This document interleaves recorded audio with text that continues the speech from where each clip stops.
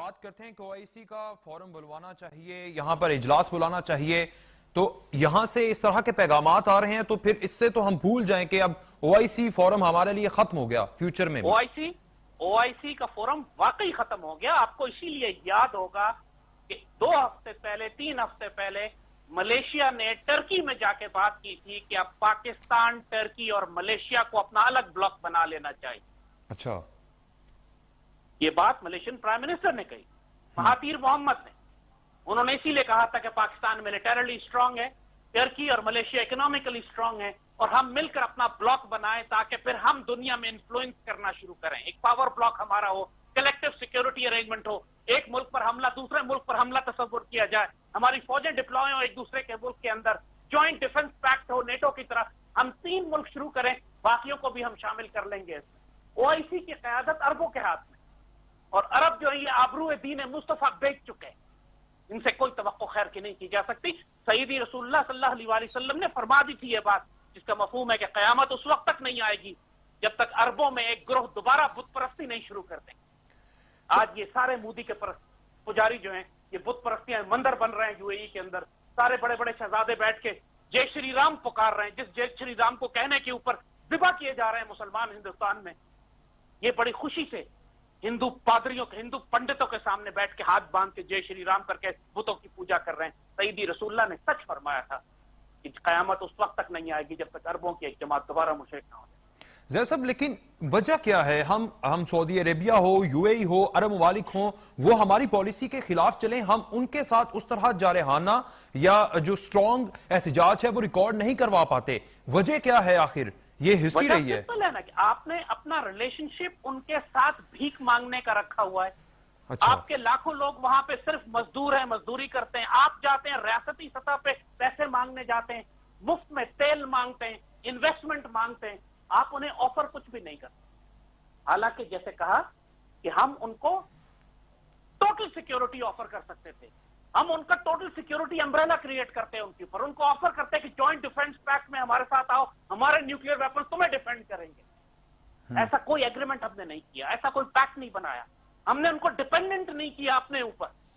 अगर हम उनको मजबूर करते कि उनकी सिक्योरिटी हमारे पास होती, फिर मजाल थी कि ये हमारे खिलाफ बात करते। जनरल राहील को हमने वहां भेजा, इस मकसद से भेजा था कि एग्रेसिवली हम जाके टेक ओवर कर ले तमाम, अगर कुछ बनता भी है कोई मिलिट्री अलायंस तो पाकिस्तान का जनरल उसे लीड करे। उस पूरे प्रोजेक्ट को ही शॉट डाउन कर दिया गया। हमने पाकिस्तान की गवर्नमेंट की तरफ से कोई इनिशिएटिव ही नहीं है उसको स्ट्रेंथन करने का। अगर हम अपनी फौजें भेजते हैं उसके अंदर, उसको एग्रेसिव, हमारा जनरल था वहां पे, वो कंट्रोल करता है इवेंट्स और डायनेमिक्स को, इसीलिए उसको उस पूरे अलायंस को डेवलप ही नहीं होने दिया कि वो पाकिस्तान के कंट्रोल में होता। फिर मजाल थी किसी अरब मुल्क की पाकिस्तान के खिलाफ बात करे, इसीलिए उसको सबोटाज कर दिया गया इंडिया की तरफ से, इसराइल की तरफ से, और हम तमाशा देखते रहे। हमने कुछ इनिशिएटिव ही नहीं लिया। कोई इनिशिएटिव कभी सुना आपने पाकिस्तान 1 साल में पिछले कि उस 34 मुल्कों के अलायंस को डेवलप करने के लिए, उसको स्ट्रेंथन करने के लिए पाकिस्तान गवर्नमेंट ने कोई स्टेटमेंट दिया हो या कोई एफर्ट की हो? हमारे नजदीक वो प्रायोरिटी नहीं। आज काम आनी थी वो इन्वेस्टमेंट हमें, अगर हम कर लेते थे। लेकिन उसमें ईरान की भी आ जाती है ना कि वो ईरान के खिलाफ था, और उसमें हम ईरान के साथ भी खुलकर सामने नहीं हैं, और अरब ममालिक के इत्तेहादी भी हैं। हमने भी सेंट्रल पॉलिसी रखी हुई है ना जय साहब? हमने सेंट्रल पॉलिसी रखी हुई है। हम कब गए यमन की जंग में? दुनिया को डिक्लेयर कर दिया हमने। हम कब गए यमन की जंग में पार्टिसिपेट करने के लिए? बैलेंस किया जा सकता है रिलेशनशिप को ना। ईरान पर दुनिया जहान की सैंक्शंस लगी, उसके बावजूद उसने खुद नेटो के अंदर से अलायंसेस बना लिया, यूरोप से इत्तेहाद कर लिया, अमेरिका उसके खिलाफ था, नेटो को तोड़ दिया उसने, रूस से, चाइना से दोस्ती रखी थी। जवाद जरीफ की डिप्लोमेसी देखिए क्या, मानना पड़ेगा कि जवाद जरीफ ने जिस तरह ईरान ने अमेरिका को पीछे हटाया, पूरी जंग अपने ऊपर मुसल्लत होते होते रोक दी, वो सब डिप्लोमेसी से किया ना। ईरान ने जंग तो नहीं की। ये सब काम हम भी तो कर सकते थे ना, अगर हमारे पास कोई फॉरेन ऑफिस होता। वजीर ख्वारजा है हमारे पास जो हमें ख्वार कर रहा है दुनिया में, खारजा तो नहीं है। जैसा वो इस मामले के ऊपर तो बहुत अच्छा कर रहे हैं, लेकिन अब जो कश्मीर का मामला है उसके ऊपर तो बहुत ज्यादा बात की जा रही है और हो भी रही है, लेकिन अब हमने समझाना किस तरह है डिप्लोमेटिकली? आप समझते जी, आपकी मजबूरी है कि आपको उनकी तारीफ करनी है, मेरी मजबूरी नहीं है ना। नहीं, मेरा पहला जैसा सवाल ये है, मजबूरी नहीं है, जो हकायक हैं वो सामने हैं, मैं उसकी हकायक रोशनी में तो- कर रहा हूं। हकायक का सवाल कहीं तो मैं आपसे अगर करूंगा। आप अपने दोस्तों के, आपके दोस्त आपके साथ नहीं खड़े होते तो उनके साथ डायरेक्टली दुश्मनी तो नहीं ली जा सकती ना। यूएई हकायक को का समझाना सवाल- पड़ेगा, उस पर आप हकायक कोई का सवाल तो मैसेज या बता- पैगाम मैं देना करूंगा। चाहेंगे, किस तरह? पहले तो मुझे ये बताइए कि जब इंडिया 370 कर रहा था तब्दील, पाकिस्तान हुकूमत को पता क्यों नहीं चला? या अगर पता चला था तो ये चुप क्यों बैठे हुए थे? पहले तो मुझे इसका जवाब देना। अच्छा, अगले इतनी या मुजरिमाना गफलत है या गद्दारी है, तीसरा मुझे एलिमेंट आप बता दें। आप इतनी बड़ी रियासत हैं, इतनी बड़ी फॉरेन पॉलिसी चला रहे हैं, आपको पता नहीं लगा कि इंडिया क्या करने जा रहा है कश्मीर में? वो ठीक छुप के किया था उसने।